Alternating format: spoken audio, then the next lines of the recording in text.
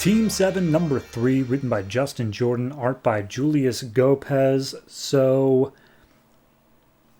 last issue, they fought through this aerial base only to discover that the thing they're looking for is actually in the Sentinel Islands, and this mad dictator guy is also after it. So, they make their way to the Sentinel Islands, and they say, like, this place has a natural electromagnetic freak thing where none of their electronics are going to work, so they have to go in way under teched.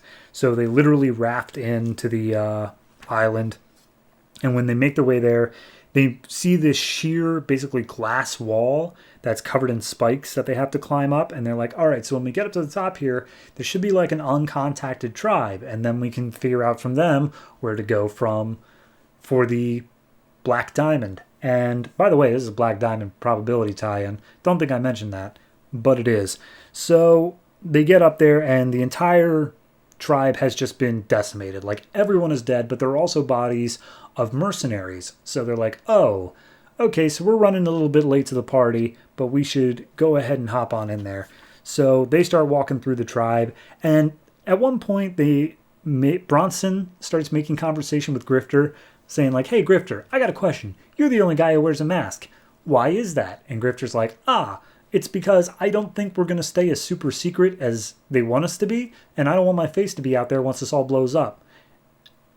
That doesn't really answer the question because it goes against the Grifter's entire continuity, but you know what? Whatever. We're just going to get right on by that. So at that point, Canary goes into a building. It's filled with dead children. She's like, I need to find these people, Kurt, and make them hurt. And as they're making their way through, they find one of the tribe members is still alive, an old man. He's on the verge of death, though. And he's speaking in his own native tongue that nobody can understand, but he's basically saying, like, hey, don't go there. Don't go to the heart of hell. Stay away from it. And Deathstroke's like, I don't get what you're saying. And then this voice from behind speaks up. And it turns out it's Essence. If you don't remember Essence, it's a ghost lady from Red Hood and the Outlaws.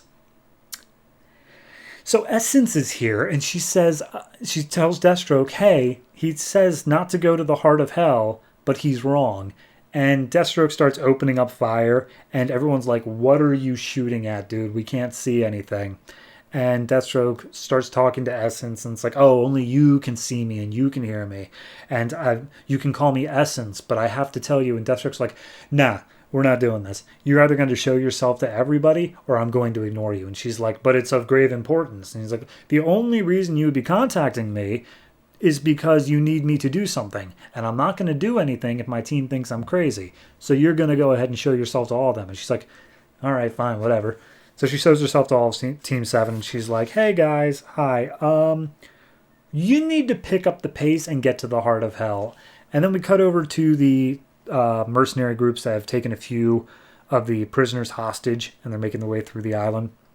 When all of a sudden a ghost pops out, I'm not kidding, and attacks all of the mercenaries, and the tribe people are just like cowering in the back. And the leader of the mercenaries, seemingly named Grin, he is like, hey, question, why aren't they attacking you? And he sees that they're all wearing talismans around their necks. So he's like, I'm willing to bet it's those talismans. So he takes one off of the little girl and puts it on himself. The little girl gets taken by the ghost. Not killed, as was everyone else, but just taken. And then Grin's like, all right, I don't know if you can understand me, but I got a talisman and I command you to stop. And all the ghosts stop attacking. It's just like, all right, cool. Well, let's continue on. So at that point, Essence is like, all right, so here's the deal. They are going for the heart of hell, which is this massively dark piece of energy, and they cannot be allowed to get their hands on it, or else the spirit of judgment is going to come and destroy the world in like the day of darkness. And Grifter's like, yeah, no, that sounds a little bit over our pay grade, but sure, whatever, let's go.